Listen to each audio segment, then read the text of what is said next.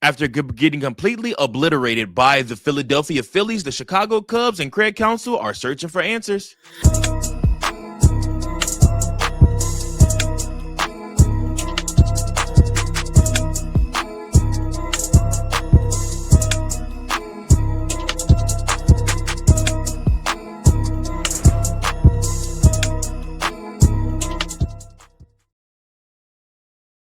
Welcome in, everybody, to another episode of Chicago Cubs Central, your number one spot for all things Chicago Cubs.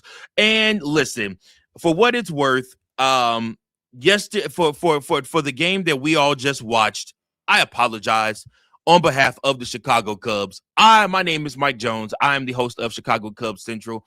Make sure you guys do me a favor. You like, share, and subscribe so that you never miss anything we have going on Chicago Cubs Central. Also, right there, you can see it, Chicago Cubs Central Facebook group. Make sure that you go ahead and add yourself on there. Sound off on these Chicago Cubs. Hey, also, do me a favor. Sound off in the comments section. Here, whether you're watching on YouTube, whether you are watching this on X, or whether you are viewing this on Spotify or Apple. Thank you so much to everybody that tunes in to these episodes. It means the world to me that you guys take time out of your busy schedules to watch or hear what I have to say about our favorite team. Our favorite team that is back now, 2 games under 500, just can't seem to crack that code of getting above 500. It's unfortunate, but the Chicago Cubs do drop a game here to the Philadelphia Phillies. Listen, couple of things, and I won't harp on this long. It just kind of is what it is at this point. You know, the Chicago Cubs are searching for answers. Some very, very weird adjustments trying to be made by Craig Counsell.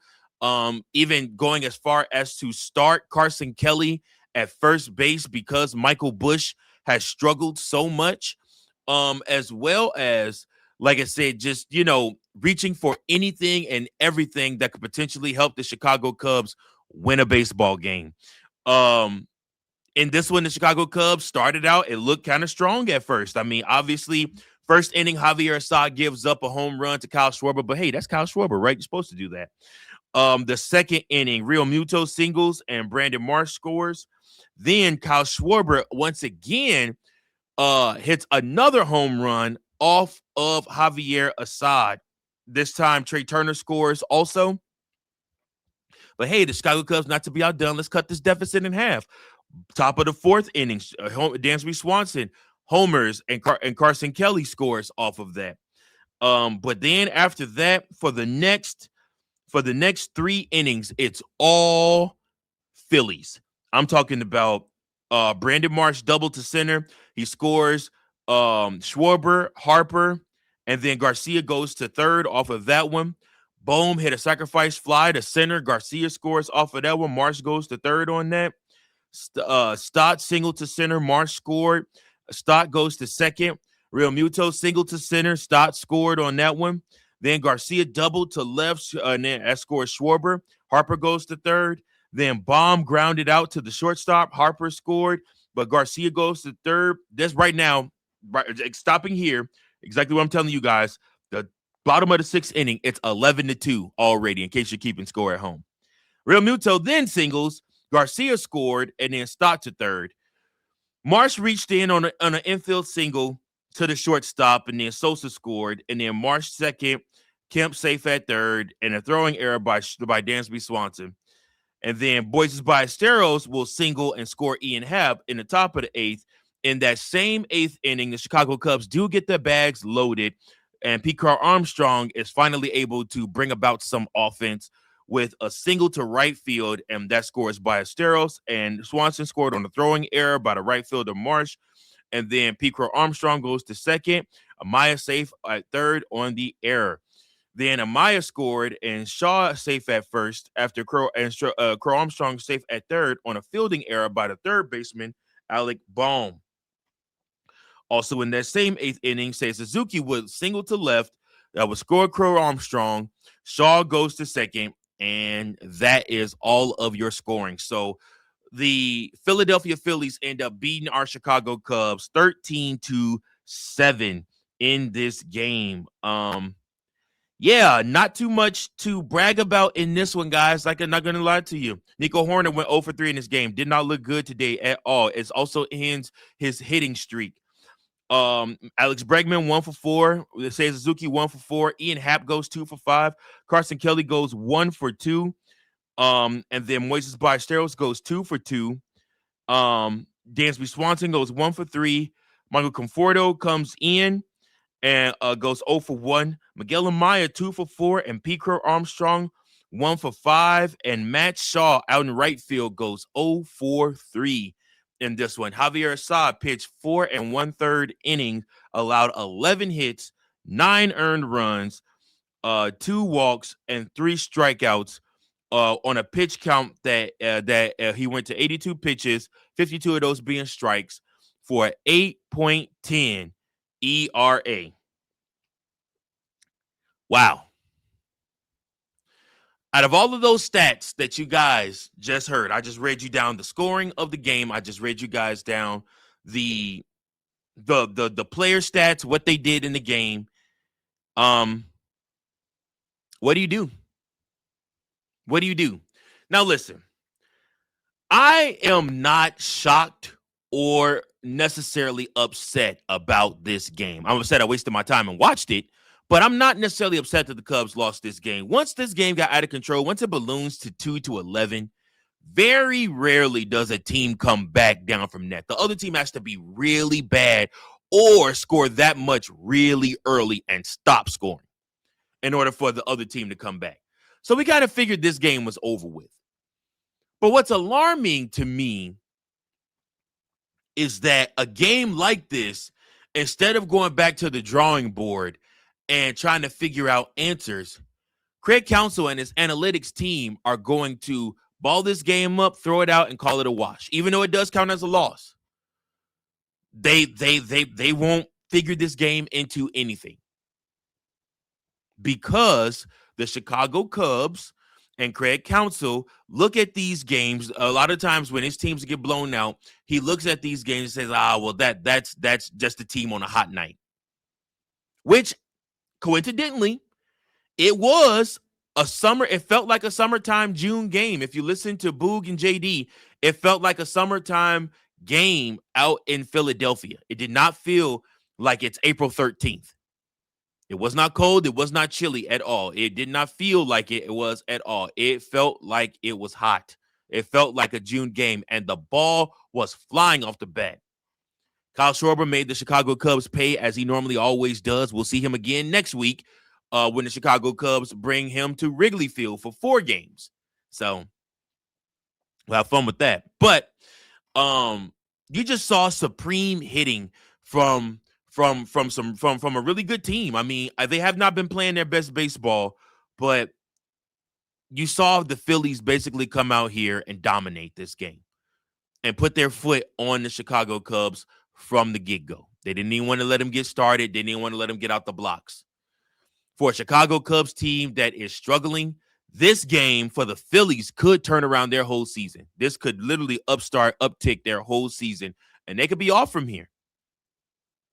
For the Chicago Cubs, we're still left searching. We're still left searching for answers. I still don't know why PCA is playing as bad as he's playing. Matt Shaw kind of expected from him. I mean, like I said, Dansby Swanson got another home run. I believe, if I'm not mistaken, now he's tied. At least he's either tied or one below, or one below Ian Happ for the team lead in home runs. Miguel Amaya continues to hit the ball really well. Moises Ballesteros, 2 for 2 in this game. I like what I saw from the kid. Ian Happ, 2 for 5. That's not bad. Seiya Suzuki, 1 for 4. He's still getting his form right. Alex Bregman, 1 for 4. We'll see it. Nico Horner, hey, he had an off day. So where you get an amazing offensive output, 7 runs in any ball game should be enough to win you a ball game if your pitching is right. But unfortunately for the Chicago Cubs, they come into this game and their pitching is horrible. I mean, Javier Assad, just was obliterated in this game. I mean, he was just leaking runs everywhere. So what do? You search for answers. You keep searching. You keep playing. You got another ball game tomorrow. So, like I said, for the Chicago Cubs, no rest for the weary. You got to go up against these same Phillies that are now trying to go above 500 for the first time in their season, and they're going up against you. So, like I said, I don't know what the Chicago Cubs are going to do, but they got to figure it out.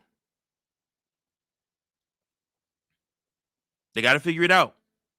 We got a lot of baseball still left to be played. We'll see, man. We'll see. The Chicago Cubs also announced the return date, the actual return for Matthew Boyd, who will see the same Phillies next week in Chicago. He will be pitching for the Chicago Cubs next week. He will return next week, and he will be pitching for the Chicago Cubs. So, again, that is a good sight for the Chicago Cubs. That's a return, a welcome return that we need. Because, again, like I said, the Chicago Cubs are struggling. So we'll see what happens. We'll see what happens with that. So I believe the Cubs are going to use a starter in tomorrow's game. So tomorrow it will be Colin Ray, who I think will see the bulk of the time pitching for the Chicago Cubs. But apparently the Chicago Cubs are going to use a starter in their game on tomorrow. It does look like the young rookie Riley Martin is going to get the start for the Chicago Cubs tomorrow. And then Colin Ray will come in and back him up. So the Chicago Cubs are, like I said, searching. We will see what happens. We will see. But listen, I mean, it is what it is. We'll just have to figure it out along the way, I guess, y'all. But we're all along here for the ride.